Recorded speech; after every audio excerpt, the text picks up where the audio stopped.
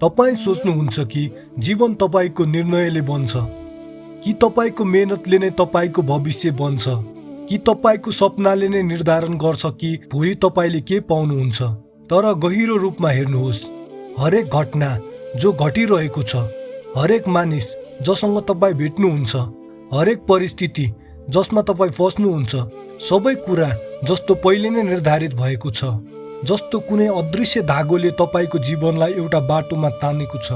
तपाईँ सोच्नुहुन्छ कि जीवन तपाईको निर्णयले बन्छ कि तपाईको मेहनतले नै तपाईको भविष्य बनाउँछ कि तपाईको सपनाले नै निर्धारण गर्छन् कि भोलि तपाईले के पाउनुहुनेछ।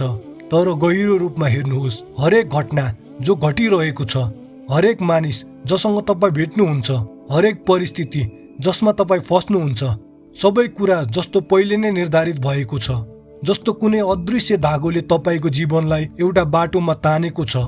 तपाईँ चाहे जति प्रयास गर्नुहोस् त्यसबाट हट्न सक्नुहुन्न।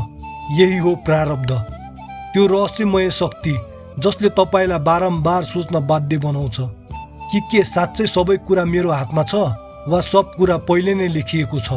तपाईँ निर्णय लिन बस्नुहुन्छ, मस्तिष्क तर्क दिन्छ, मन चाहना जगाउँछ, तर अन्तत जे हुनु हो त्यही नै हुन्छ।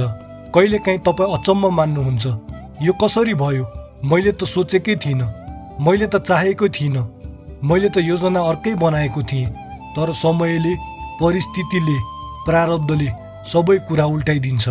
त्यही बिन्दु हो जहाँबाट दिमाग घुम्न थाल्छ, बुझ्न गाह्रो हुन्छ खेल कसले खेलिरहेको छ, म कि मेरो भाग्यले। प्रारब्धको यो डोरी यति महिम छ कि देखिँदैन, तर यति बलियो छ कि तोड्न पनि सकिँदैन। तपाईँ त्यसलाई काट्ने प्रयास गर्नुहुन्छ, बच्ने प्रयास गर्नुहुन्छ, तर त्यसले हरेक पटक तपाईँलाई फेरि आफ्नो पन्जामा तान्छ। त्यही कारणले ऋषिहरूले भन्नुहुन्छ, कर्म गर, फलको चिन्ता नगर, किनभने फलको समय र स्वरूप पहिले नै निर्धारित हुन्छ। तपाईँ बिउ रोप्न सक्नुहुन्छ, तर फल कहिले फल्छ यो बिउले होइन, समय र प्रारब्धले तय गर्छ।